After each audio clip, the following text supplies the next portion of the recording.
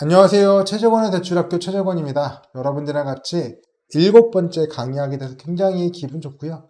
되게 신납니다. 신나요? 여러분이 지금 잘 모르시겠지만 저는 굉장히 신나하는 상태입니다. 신납니다. 신나요, 신나. 신나는 상태인 거고요. 굉장히 신납니다. 그래서 왜냐하면 영상을 세 번째인가?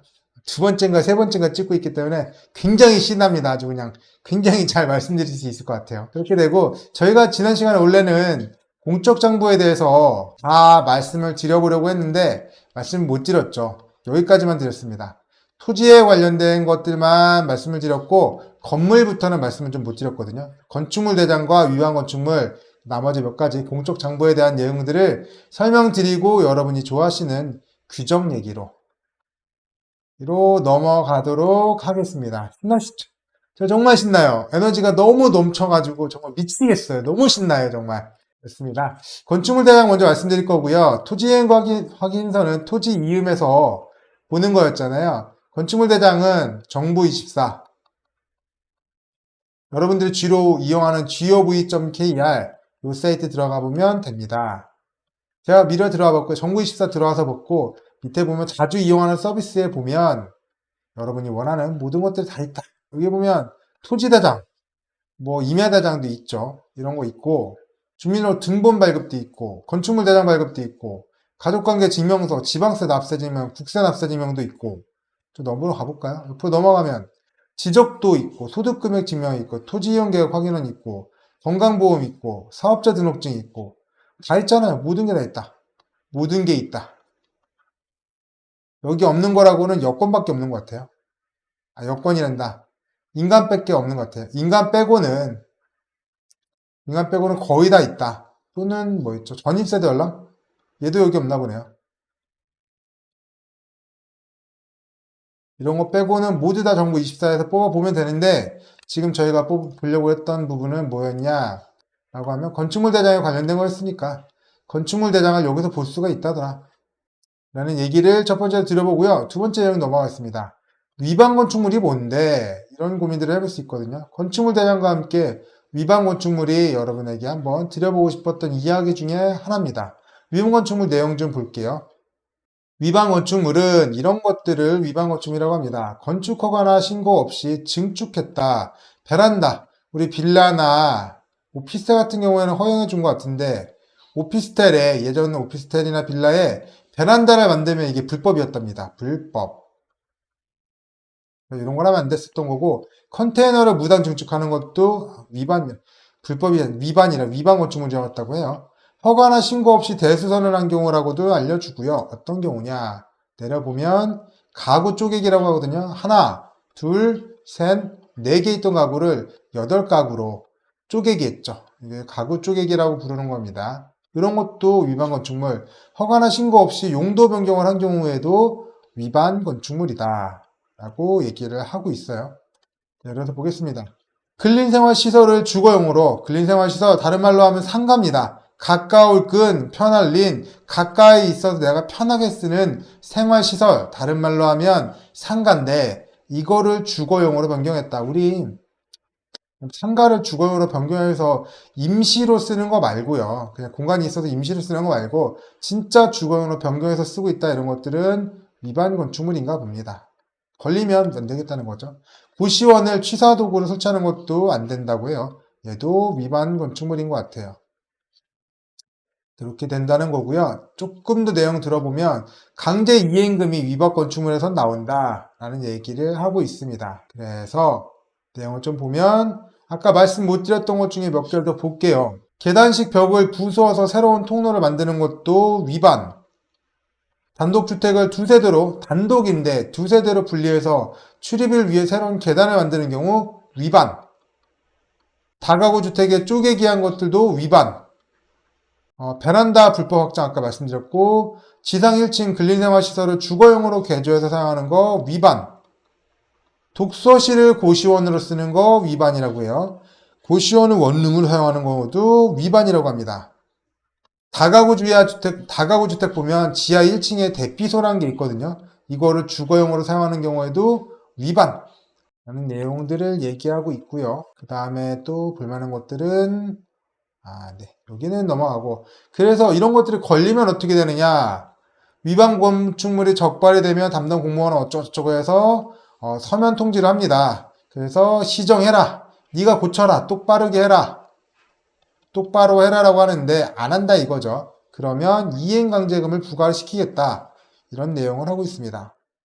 부과는 시정될 때까지 계속 반복 부과된대요. 횟수나 종료기간이 없고 다만 60제곱미터 이하의 소형 건축물일 경우에는 5회까지만 부과되고 있습니다. 라고 돼 있지만 요거는 주의를 하셔야 되겠다 하는 부분이고, 저도 이렇게 되는 줄 알고 제 책에도 썼거든요. 제 책 이름이 대출 해설서입니다. 대출 해설서. 여기다 적어놨는데 문제는 이게 물음표가 돼 있다는 겁니다. 물음표가. 그래서 GPT한테 물어봤거든요. 위반 건축물에 대한 이해강제금 면적이 60평방미터가 안 되었을 때는 5회까지만 부과되는 것이 있다 없었다고 하는데 진짜야? 5번까지밖에 하는 거 없어졌다고 하는데 진짜냐 물어봤더니 2020년 인도 이전에는 그런 게 있었는데 그 이후에는 개정이 폐지되어 현재는 계속해서 이행강제금을 부과할 수 있습니다. 라고 해서 얘기를 알려줬거든요. 기왕이면 조심하는 게 좋겠죠. 요거를 기준으로 보시는 게 맞겠습니다. 이 말을 한 사람이 아무것도 없는 사람은 아니에요. 이 사람을 했던 사람이 여기도 써있지만 민솔행정사무소라고 해서 써있거든요. 국토기업인증전문행정사라고 써있는데 뭐 틀린 말을 하진 않았겠지만 그래도 한번 조심하는 게 좋겠다 싶어서 강제이행금 위법건축물에 대해서는 좀 조심하셔라. 5번이 넘게 나올 수도 있다라는 얘기를 해보고요. 여기서 말씀드리는데 제가 유튜브에 보니까 주원규 PD 채널에서 상가 투자 얘기를 해주시더라고요. 8가지 얘기를 해주셨는데 그 중에 하나가 수익률이었습니다. 수익률 관련된 정보인데 우리가 위법 건축물이 있어서 임대가 원래는 요 정도 공간밖에 못 쓰는데 위법 건축물이 있어서 조금 더 공간 활용이 된다고 해요. 여기 부분이 위법 건축물이었대요. 그래서 월세가 여기 부분이 50만 원인데 조금 더 늘어나서 10만 원 정도가 늘어났다고 봅니다. 그러면 60만 원 늘어났죠. 연에 10만 원씩 12번 하니까 120만 원이 늘어났어요. 그런데 상가를 투자할 때는 이 상가 투자가 월세에 나누기 목표 수익률로 가격이 계산이 된단 말이죠. 우리가 생각을 해보세요. 우리가 만약에 60억짜리 상가를 투자하는데 내가 못해도 5% 정도의 수익률을 받고 싶어. 그럼 월세가 이 정도 나오면 내가 투자. 그게 아니면 투자 X. 이렇게 할 거잖아요. 내가 60억을 들여서 5%도 못 벌 것 같으면 투자 안 해. 그러니까 연에 3억 정도를 목표하는 거죠. 월에 2,500을 목표로 하는 것들이 이게 달성이 된다 그러면 투자 아니면 X. 이런 과정을 거치게 되는데 자 보세요. 제가 목표 수익률 똑같이 볼게요. 우리 120만 원을 손해를 봤다고 볼게요. 1년에 120만 원입니다. 나누기 5%를 해서 보면 가격에 얼마 정도의 영향을 미치냐라고 보겠습니다. 그러면 이 불법 건축물만 가지고 연에 가격에 2,400만 원은 가격을 떨어뜨리는 거예요. 월세 10만 원 차이 때문에. 월세가 10만 원이 더 들어오고 덜 들어오고 위반 건축물 때문에 돈을 더 받을 수 있잖아요. 120만 원 덜 받는다 그러면 가격은 2,400만 원이 떨어져야 되는 거예요. 그만큼 월세가 안 받으니까. 지금은 뭐 금리가 5%대라서 그렇지만 금리를 좀 낮게 잡아볼까요? 옛날처럼 저금리 시대라고 3% 정도 목표 수익률을 받다. 이렇게 보면 얼마 정도의 영향을 주냐면 4천만 원의 영향을 줍니다. 4천만 원어치의 가격을 떨어뜨려야 된다고요. 우리 건물 가격에서. 그러니까 생각보다 이게 위반 건축물이라서 과태료 부분도 있어요. 여러분한테 말씀드리는 게 과태료가 문제가 될 수 있죠. 과태료가 계속 나오게 되면 이것도 부담이 되는 건 사실입니다. 하지만 과태료 부분도 있지만 플러스 알파로 가격 자체를 떨어뜨리는 요인이 된다. 아시겠죠? 상가는 월세로 가격을 선정을 하기 때문에 과태료가 위반 건축물에 대한 과태료가 나온다? 그러면 월세를 가격 자체를 떨어뜨리는 요인이 된다고요. 월세도 위반 건축물을 내려고 그러니 수익률이 떨어지고요. 과태료를 내려고 하니까 수익률이 떨어지고 과태료를 안 내게 하는 거는 위반 건축물을 없애면 되는데 그러면 월세가 떨어지다 보니까 또 수익이 떨어지잖아요. 그러니까 어떻게 보셔도 이 부분들이 굉장히 투자하는 사람 입장에서는 좋은 결과치가 되진 않는다. 위반 건축물들은 이런 두 가지 항목이 있기 때문에 조심하셔라. 첫 번째 항목이 뭐였냐면 수익률. 뭐 똑같이 수익률을 떨어뜨리는데 왜 떨어뜨리냐면 과태료를 내서 납부해서 수익이 떨어지는 경우도 있고요. 아니면 두 번째로는 이게 저걸 없애면으로써 월세 자체가 줄여가지고 수익률이 가격이 떨어지는 경우도 있을 수가 있더라. 이런 부분도 두 가지 때문에 조심을 하셨으면 좋겠다는 거고 이런 거에 대한 건축물 대장, 건물 대장 한번 봐볼게요. 제가 건물 대장 한번 봐보겠습니다. 저는 지지 옥션을 쓰고 있어서 한번 들어가서 볼게요. 제가 경매 물건에 가서 검색을 해볼 건데 뭐라고 검색을 해볼 거냐면 물건이 서울이 좀 많이 있기 때문에 서울 거 기준으로 볼게요. 그래서 보고 특수 조건에 위반 건축물이 여기 있거든요. 위반 건축물이. 위반 건축물이 있기 때문에 위반 건축물로 검색을 해 볼게요. 자, 보면 이런 거 볼까요? 낙찰된 거 빌라잖아요. 빌라고 위반 건축물이 있다고 했습니다.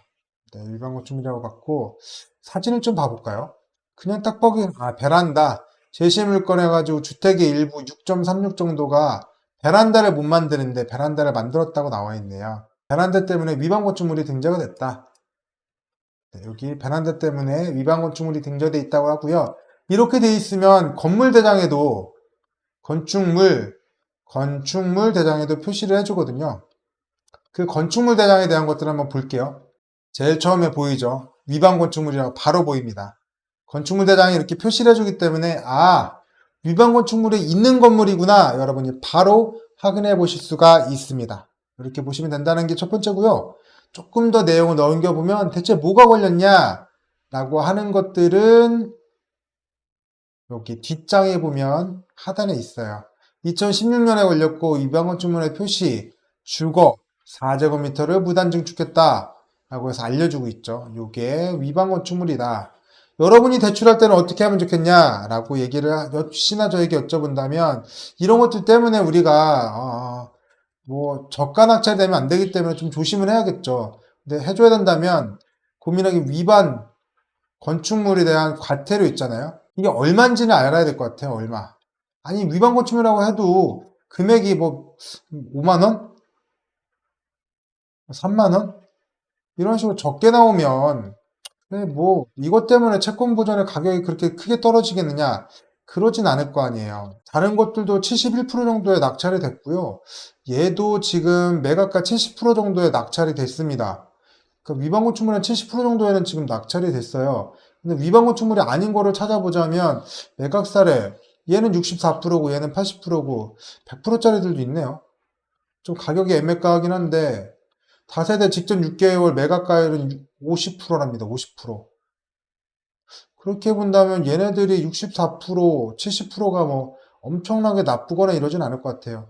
얘도 2명 들어왔고 얘는 몇 명 들어왔죠? 이거는 1명, 2명.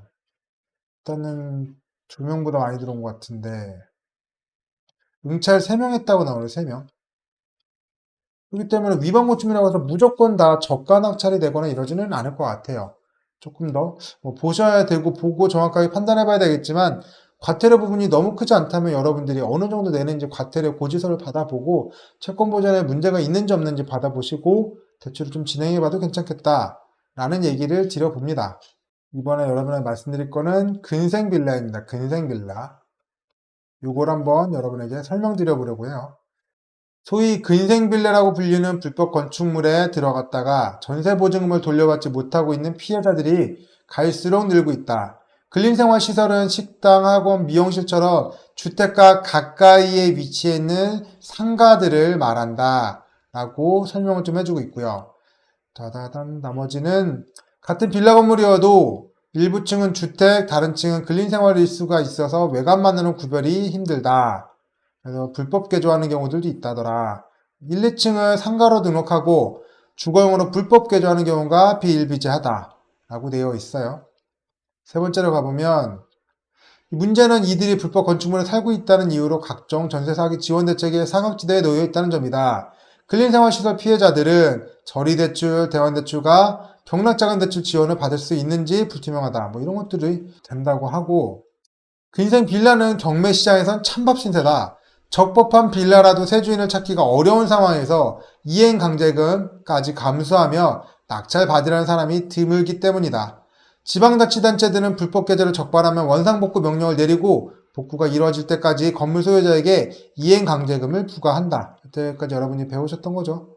그래서 위반 건축물 여기에 표시가 되어 있다는 내용들도 되어 있고, 이렇게까지 보시면 여러분들이 이제 내용은 좀 아시겠죠. 건축물 대장에서 조심하셔서 보여야 되는 것들, 위험 건축물 예시, 과태료, 근생 빌라까지 해서 제가 묶어서 요 세 가지를 건물에 관련된 이슈로 설명을 드려봤습니다. 아시겠죠? 건축물 대장을 보는 건 너무 기초 중에 기초인 거고, 그리고 위반 건축물이라는 게 어떤 게 있는지 봤고, 위반 건축물이 나왔을 때 과태료가 언제까지 나오는지 봤고, 그리고 근생 빌라라고 해서 빌라인데 상가 있고 1, 2층 상가고 4, 5층 빌라고 이런데 상가를 주택으로 불법 개조했다 그러면 뭐 위반 건축물로서 과태료 부분 때문에 찬밥 신사가 된다. 이런 부분까지도 제가 설명을 드려봤습니다. 건축물 대장에서요. 설명 드려봤고 다음 내용으로 넘어가 보겠습니다. 산지정보 조회 시스템과 보존산지 이런 것들 설명드려볼 거고요. 산지조회 시스템이랑 보존산지에 대해서 한번 볼게요. 산지정보 조회 시스템 들어가 보면 사이트 이름이 그냥 그래요. 산지정보 조회 시스템입니다. 산지정보 시스템이라고 그냥 뭐 네이버에서 검색하면 나옵니다. 네이버에서 검색하는 산지정보 시스템 보시면 되고요. 산지정보 조회 가고 제가 여기서 경기도 고양시 덕양구 홍사동 3 11에 13번지 한번 볼게요. 이 번지가 뭐냐면 제가 등기부등본에서 말씀드렸던 그겁니다. 그 번지 기획부동산 번지고요. 4292평방미터 여기라고 해요. 여기라고 했고 내려서 조금 더 볼까요? 보면 우리 임야는 산지법에 의해 가지고 둘 중에 하나입니다. 첫 번째가 뭐냐면 산지니까 보존이 필요한 보존산지냐 아니면 보존이 필요 없다. 그 외에 준보존산지냐 준보존인데 보존산지냐 이 두 가지밖에 없거든요. 대출은 보존산지는 대출이 안 됩니다. 그럴 수밖에 없겠죠. 보존을 해야 되는 산지라는데 이게 어떻게 대출이 되겠습니까? 보존을 해야지. 보존이 필요 없는 산지만 대출이 가능하거든요. 그래서 보존해야 되는 산지는 나라에서 공익을 위해서 보존하는 것도 있고 임업을 위해서 산림자원으로 보존을 하는 것도 있어요. 그것들 두 개를 합쳐서 우리가 보존산지라고 하는데 어느 정도 면적이 되는지에 대해서 아주 명확하게 알려주고 있습니다. 그리고 보존이 필요 없는 준보존산지의 면적이 얼마다라고도 알려주고 있어요. 그래서 산지정보 조회 시스템에 들어가 보면 이런 정보들을 볼 수가 있다더라. 그래서 면적 보려고 네이버 가서 고민하지 마라. 네이버 가서 한번 보여드려 볼까요? 우리가 여러분이 뭐 들어와서 그렇게 볼 일은 없는데 그럼에도 불구하고 뭐 자체 감정할 때나 이럴 때 필요할 때가 있어요. 그래서 지적도 눌러보면 여기가 전체가 다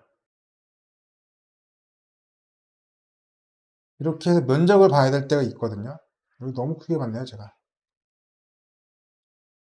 보존산지의 면적을 대략적으로 봐야 되겠다. 그럼 여기 면적 버튼 눌러 놓으시고 여기서부터 여기까지 면적을 봅니다. 이렇게 콕콕콕 점을 찍어서 보존산지의 면적을 대략적으로 보고 마무리를 해주면 얼마라고 나왔냐면 3208 정도 면적이 이렇게 나와요. 여러분이 이렇게 네이버를 통해 가지고 면적 그리기가 되거든요. 근데 이게 얼마나 힘듭니까? 이거를 가지고 계산을 하는 게. 산지정보 조회 시스템을 이용하면 여러분이 이런 거 힘들게 안 하셔도 그냥 사이트에서 한 번에 알려줄 수 있다는 거. 이렇게 볼 수 있다는 것 정도라고 생각하시면 좋겠어요. 임야 같은 경우에는 산지정보 조회 시스템을 보면 좋겠다. 임야 같은 경우에는 대출이 되고 안 되고 보존산지 같은 경우에는 대출이 안 되기 때문에 이 부분을 꼭 확인해야 되거든요. 꼭. 그래서 보통은 토지 이용 계획 확인원을 통해서 오기는 하는데 이것만 가지고는 좀 불편할 때가 있어요. 그래서 산지정보 조회 시스템을 통해서 보면 편하다. 제가 토지음 가사도 한번 보여드려 볼까요? 검색해서 보면 나오기는 합니다. 얘도 나오긴 하는데 어떻게 나오냐면 보기가 애매하게 되어 있거든요. 임업용 산지라고 이렇게 적혀 있어요. 얘만 나와 있으면 모든 거라고 보면 되고요. 임업용 산지도 있고 준보전도 있고 이렇게 돼 있다라고 하면 면적 계산은 이때는 해야 됩니다. 이렇게 해야 된다는 거. 나머지 임야에서 한 번 더 설명드려 볼게요. 이렇게 해서 토지 이용 계획 확인을 보고서라도 이렇게 볼 수가 있다. 그래서 제가 탁감할 때 임야는 이 토지 이용 계획 확인을 꼭 보셔야 된다고 말씀드렸잖아요. 등기부 등본에는 이게 임업용 산지인지 공인용 산지인지 이런 정보들이 안 보이기 때문에 토지 이용 계획 확인을 꼭 봐야 되고 봤더니 임업용도 있고 준보전도 있다. 이렇게 돼 있다라고 하면 여러분이 아까 산지정보 시스템 가셔가지고 정확하게 면적들을 보는 게 필요하다. 정부24 아까 말씀드렸고 일사편리 사이트 한번 더 들어볼까요? 일사편리라고 그래서 사이트가 있는데 여기는 부동산 민원 관련해서 종합증명서를 발급할 수 있는 곳이에요. 여기 가보면 여러분이 필요한 모든 것들을 아이고 필요 없다. 여러분들이 필요한 모든 정보들을 한꺼번에 발급받아 볼 수 있습니다. 토지이용계획 확인원, 지적도, 토지대장, 건축물대장, 또 뭐 있을까요? 뭐 이런 것들 있잖아요. 이런 것들을 한 번에 받아볼 수 있는 사이트고요. 대신 뭐 정부24 가셔서도 똑같이 다 받아볼 수 있는데 거기는 다 무료고 껌껌이 해야 되지만 얘는 한 번에 할 수 있고 대신 수수료가 1,000원인가? 이렇게 들어갑니다. 부동산에 관련된 종합 정보를 한꺼번에 볼 수 있는 사이트가 일사편리다. 자체 감정하는데 활용할 수 있는 사이트가 이 일사편리 사이트라고 생각해 주시면 될 것 같아요. 네이버 지도, 카카오 지도, 시리얼 지도, 토지 이용 지도 이런 거 있거든요. 네이버 지도는 아까 보셨을 것이고 네이버 지도 받고 카카오 지도 어느 거 쓰셔도 상관없어요. 다음 지도 쓰셔도 상관없고 뭘 쓰셔도 상관없기 때문에 그냥 번지 검색해서 쓰면 되겠다. 네, 이렇게 해서 그냥 보면 되고 둘러보면 스카이비도 되고 위성사진을 보는 것도 있고 지적도 보는 것도 있잖아요. 지형도, 지적도 보는 것도 있고 보면 여기 같은 경우에도 보면 면적 재기 같은 건 똑같이 있어요. 면적 재기 기능 같은 거 있고 면적 찍어 보시면 대략 얼마 정도 면적이 되는지 여러분들이 보실 수 있다. 면적도 볼 수 있고 반경재기도 있거든요. 여기서부터 반경을 이렇게 보는 것들도 있습니다. 반경재기 기능도 있으니까 여러분들이 활용하시기에 따라서 반경 229m 안에 어떤 게 있느냐 이런 것들도 볼 수 있는 게 다음 지도다. 라고 보면 될 것 같고요. 그 다음에 이런 것들 보면 스마트폰으로 쓰면 실시간 위치 확인도 되거든요. 스마트폰 할 때는 실시간 위치 확인도 되기 때문에 이런 기능 써가지고 지적도랑 같이 써보면 내가 어디쯤에 있는데 이게 지금 옆에 땅이 어디지? 실시간 위치 보면 아 내가 지금 여기 있구나. 조금 더 가보면 내가 원하는 땅을 볼 수도 있겠구나 라고 이런 식으로 쓰는 기능들도 있습니다. 네이버도 가능하고 다음도 가능합니다. 두 개 다 활용해 보시면 좋겠다. 바깥에 가셔서 우리 현장 답사할 때 그럴 때 쓰면 좋겠다라는 얘기들을 드려볼게요. 시리얼 지도도 있고요. 시리얼이라고 해가지고 사이트가 LH에서 만든 사이트가 있거든요. 시리얼 지도도 있고 부동산 종합지정보도 있고 되게 정보들이 많은데 여러분에게 지금 말씀드려보고 싶은 것들은 부동산 종합정보입니다. 들어와서 보면 토지정보, 가격정보, 주택가격정보, 토지이용계획 확인원도 나와서 아까 그냥 쭉쭉쭉쭉 길게 써있던 정보들이 어떤 법에는 자연녹지지역, 어떤 거에는 가축 제한, 뭐 역사문화 보관, 보존, 임업용 산지, 성장관리 권역, 중점 경관관리구역 이런 식으로 법령명이랑 맞춰가지고 조금 더 보기 편하게 이렇게 알려주는 것도 있어요. 밑에 보면 토지 이용 계획 지적도도 알려주게 되고요. 뭐 지적도 다 있습니다. 이게 뭐냐라고 하면 실시간으로 부동산 일원화 시스템, 일사편리 시스템하고 연계해가지고 거기서 발급을 받지 않아도 여기서 조회가 가능하더라. 참고정으로 볼 수 있더라. 그래서 시리얼이라는 사이트가 있으니까 이런 것도 오셔가지고 지도도 보시고 부동산 종합 정보도 보시고 LH에서 제공하는 다양한 정보들도 볼 수 있는 것들이 시리얼 사이트더라. 그래서 제가 사이트 하나 더 말씀드려봤습니다. 지적도 보기, 면적 보기, 반경 계산하기 다 말씀드렸고 일사편의 지도까지도 설명을 좀 드려봤습니다. 여기까지 해가지고 여러분들이랑 같이 얘기를 나눠봤어요. 어떤 얘기를 나눠봤냐면 이제 기본 배경 지식에 대해서 여러분은 나눠봤거든요, 이제. 우리가 최소한 뭐 보면 등기부도 이제 볼 줄 알 것 같고, 공적 장부에 대한 것들도 얘기도 알아볼 것 같고, 토지 이용계획 확인원 가보니까 갑자기 보존산지란 얘기도 들어봤고, 뭐 중보존도 들어봤고, 건물에서 들어가 봤더니, 건물에 물에 뭐 봤죠? 위법 건축물, 위반 건축물, 이런 걸 봤고, 과태료란 부분도 봤습니다. 이런 것들을 우리가 보고 지도에 대한 정보도 많네요. 지도도 받고 지도에 대한 얘기들도 해봤고 면적도 받고 반경도 받고 지적도도 받고 이런 여러 가지 정보들을 봤단 말이죠. 이게 배경 지식입니다. 나머지 내용들도 여러분이랑 같이 얘기를 하다 보면 필요한 용어가 있으면 필요한 용어를 설명드릴 거고 필요한 내용이 있으면 필요한 내용들을 설명을 드릴 건데 뭐 하여튼 제가 설명을 드렸습니다. 여러분들이랑 같이 설명을 좀 드려봤어요. 그래서 이런 것들을 배경 지식으로 우리가 가지고 갔다 지금 누가 뭐라고 그래도 가지고 갔다. 규제에 가보겠습니다. 규정 가보겠습니다. 규정 가볼게요. 담보 취득의 원칙입니다. 원칙. 담보는 죄송해요. 여기는 모든 담보인데 모든 담보 취득의 원칙인 거고요. 담보는 대출을 실행하기 전에 취득함을 원칙으로 합니다. 당연하죠. 당연히 담보는 대출하기 전에 가보셔야겠죠. 다만 대출 상품 등에서 달리 정하는 경우에는 예외적으로 담보를 잡기도 전에 대출을 실행할 수 있는데 이거는 뒤에 바로 나옵니다. 언제 나오냐면 언제 나오죠? 이거는 부동산 모든 담보 말고요. 부동산 원칙에 가보면 나와요. 예외로 알려주는 게 우리가 뭡니까?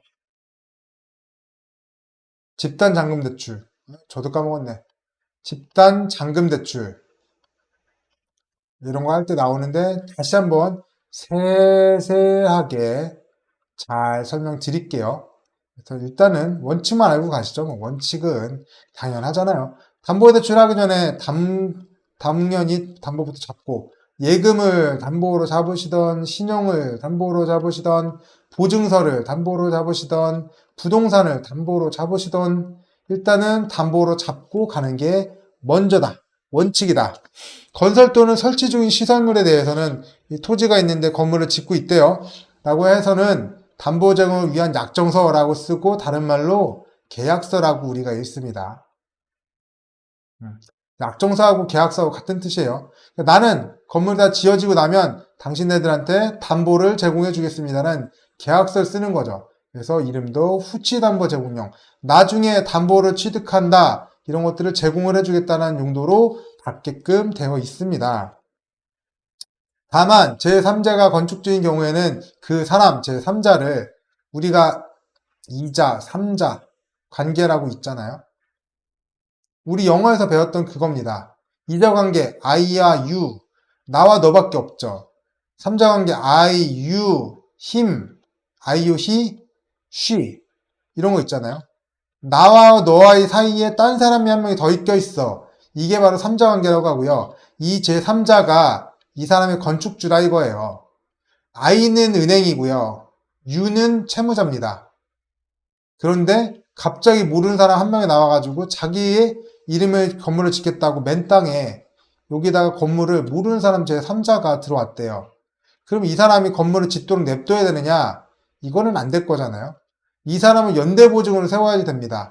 당신 건물 지어요? 연대보증 들어오세요. 연대보증으로. 이 사람은 연대보증을 세우는데 연대보증을 세워서 만약에 건물을 담보 제공 안 한다. 당신 연대보증인데 담보 제공 안 했어요? 당신도 같이 책임. 이런 얘기를 할 수 있거든요. 연대보증을 한 사람한테는 같이 책임을 지라고 얘기할 수가 있습니다. 심지어 채무자한테 가서 먼저 얘기 안 해도 돼요. 채무자님 지금 담보 제공 안 하는데요. 당신이 어떻게 좀 정리 좀 해보시죠. 라고 얘기를 하고 안 될 때 우리가 보증인한테 갈 것 같잖아요. 근데 연대보증은 그게 없어요. 뭐 어려운 말로 분별의 이익이 없다던가 뭐 그렇게 얘기하라는데 그런 거 필요 없습니다. 채무자한테 얘기하는 동시에 연대보증인한테도 바로 얘기할 수 있어요. 바로. 상관없습니다. 누구한테 청구해도 상관없어요. 그런 게 연대보증인이라고 해요. 그래서 이 사람은 연대보증인으로 세우셔야 됩니다. 그래야지만 담보 제공을 확실하게 할 테니까 그런 얘기를 하고 있다. 대신 특정금보증으로 운영을 해야 된다라는 게 특징입니다. 뒤에서 우리가 담보권에 대해서 얘기를 드릴 건데 담보를 잡는 방법이 세 가지가 있어요. 특정근, 한정근, 포괄근. 근데 이름이 포괄이라서 모든 것이었거든요. 모든 것. 근데 얘는 폐지가 됐어요. 이제 없습니다. 한정근은 특정한 상품 이름이에요.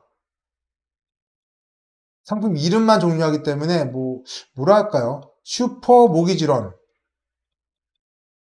이런 상품으로 나갔으면 한정근에서는 모두 다 담보합니다. 이번 대출, 다음 대출, 다다음 대출, 다다다음 대출 모두 슈퍼 모기지론으로 나갔으면 이번에 담보 잡은 것들이 한 번 해준다는 게 한정근담보. 특정근은 몇 년, 몇 월, 며칠 요건만 담보를 해주는 것들이 특정근이라고 부르거든요. 그래서 연대보증을 서는 사람이 어디까지 해줄 거예요.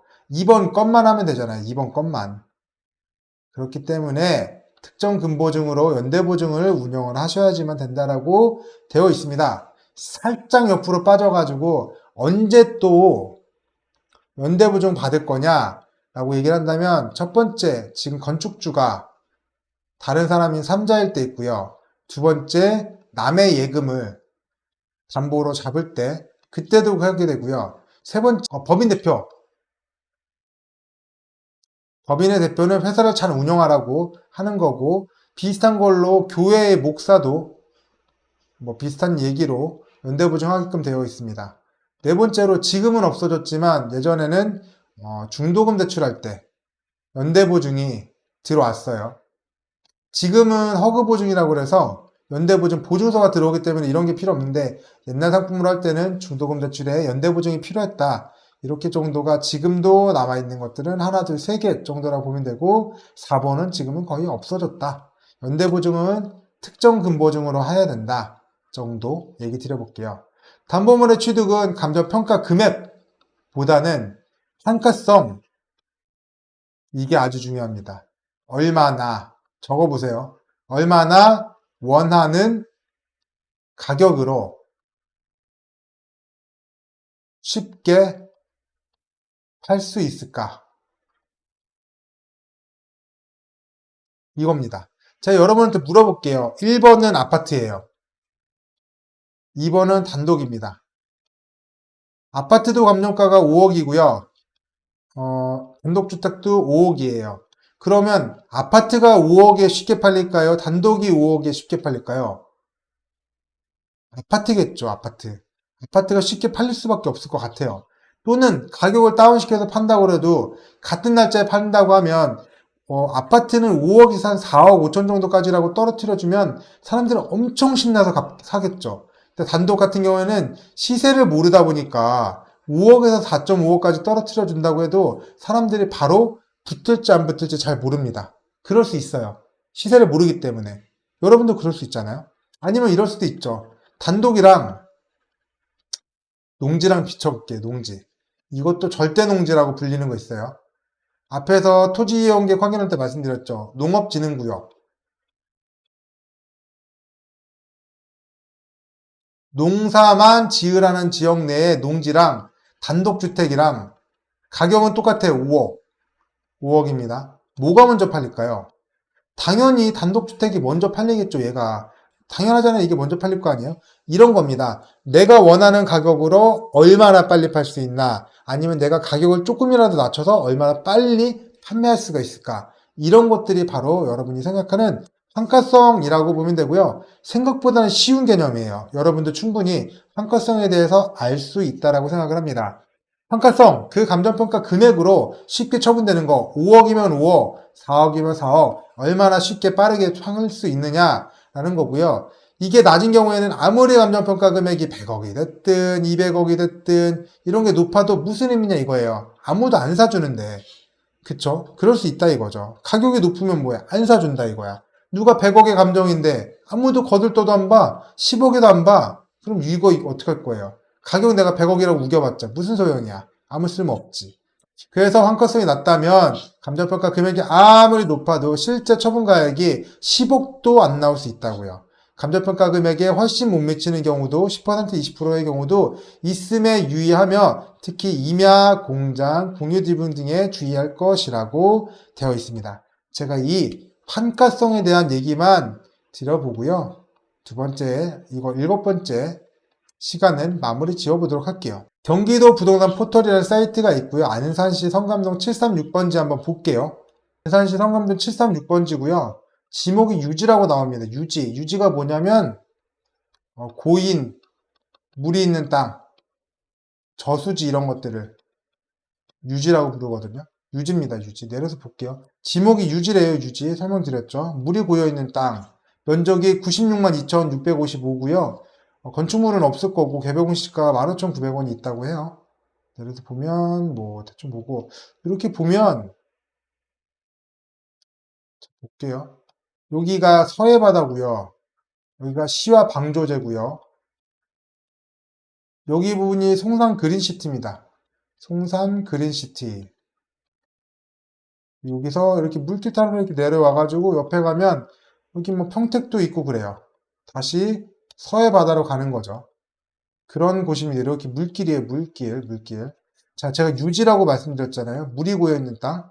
면적도 말씀드렸고, 그리고 더 놀라운 사실이 가격이 있다는 게 놀랍죠. 15,900원이 있거든요. 96만 2,655 곱해보실래요, 여러분이? 제가 한 10초만 기다려 볼게요. 15만 9천, 15,900원 곱하기 96만 2,655. 여러분이 한번 계산기로 눌러보세요.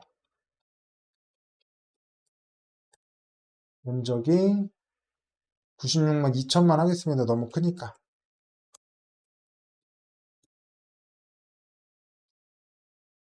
네이버에서 153억으로 알려졌습니다. 맞죠?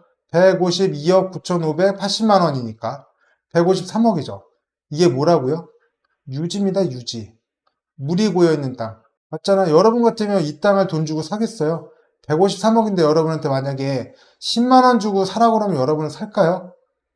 153억이면 재산세가 얼마며 종부세는 또 얼마 거예요? 여러분 이 땅을 10만 원 주고 사겠어요, 지금? 살 수 있겠어요, 지금? 안 사겠죠, 안 사겠죠. 우리 이런 땅 안 삽니다. 바로 이런 것들을 우리가 평가성이 없다라고 표시를 하는 겁니다. 이렇게 아무리 가격이 있으면 뭐합니까? 153억짜리 가격이 있으면 뭐예요? 누가 이거를 1억은 주고, 10만 원은 주고 사겠냐? 아무도 안 사니까 이게 소유자가 국가잖아요, 국유지. 나라 소유자지 않습니까? 제가 이런 것들은 너무 환가성에 대해서 극단적인 것들을 가지고 왔고요. 뭐 그런 말 있어가지고 가져온 겁니다. 무슨 말이었냐면 저수지에도 가격은 있다. 물에 빠져있는 땅에도 가격은 있다. 진짜 딱 물속에 빠져있는 땅임에도 불구하고 가격은 있다. 이런 내용을 설명드리고 싶어서 가지고 왔습니다. 우리 아까 공적장부에 관련해서 나머지 얘기들 좀 더 드려봤고요. 공적장부 받고 건축물 대장에서 위반 건축물 같은 것도 얘기 드렸고 보존산지 같은 것도 좀 얘기 드려봤고 나머지 것들도 좀 더 말씀드리긴 했습니다. 그리고 담보 총론에 들어와서 여러분이 가장 많이 알고 가셔야 되는 환가성에 대해서도 얘기를 드려봤고요. 환가성이 있고 없고는 여러분이 크게 고민 안 하셔도 돼요. 환가성이 없으면 특상 감정을 하는 수준부터 이미 환가성이 없다라고 알려줄 겁니다. 환가성이 낮아서 감정평가 금액이 낮게 들어오거나 환가성이 너무 떨어지기 때문에 대출 가능 금액이 아예 안 나오면 감정평가 금액이 아예 안 나온다라고 얘기를 해주기 때문에 여러분이 너무 고민하시고 걱정하실 필요는 없습니다. 그렇게 너무 극단적인 경우에 환가성이 없다라고 표시를 하기 때문에 여러분도 그런 것들을 알 수 있겠다. 그러니까 너무너무 힘들게 생각할 필요는 없겠다라는 거를 말씀드려봤고 임야, 공장, 공유지분 이렇게 세 가지 예시했는데 이건 모두 다 저는 그렇게 맞다라고 생각은 안 하기 때문에 틀리다라고 생각하기 때문에 이 부분에 대해서는 임야공장 공유지분 할 때 다시 얘기를 드려볼게요. 너무 이렇게 요거에 대해서 너무 크게 생각 안 하셨으면 좋겠어요. 임야공장 공유지분 모두다가 좀 이런 것들이 맞지는 않는 얘기 아닌가라고 생각합니다. 임야는 토지 임야라고 뒤에서 한번 설명을 드릴 거고, 공장은 뭐 이걸로 월세 받는 분들이 얼마나 많은데 그렇잖아요. 그리고 공유지분 같은 경우에도 토지 원칙 부분에서 제가 한번 다시 설명을 드릴 거라서 그래서 그렇게 깊게 얘기는 안 드렸습니다. 여기까지 해서 제가 정말로 7번째 시간 마무리 짓고 다음 시간 다음 영상에서 나머지 업무방법서 내용들에 대해서 살펴보도록 하겠습니다. 들으시느라 너무너무 고생 많이 하셨고 감사합니다. 끝!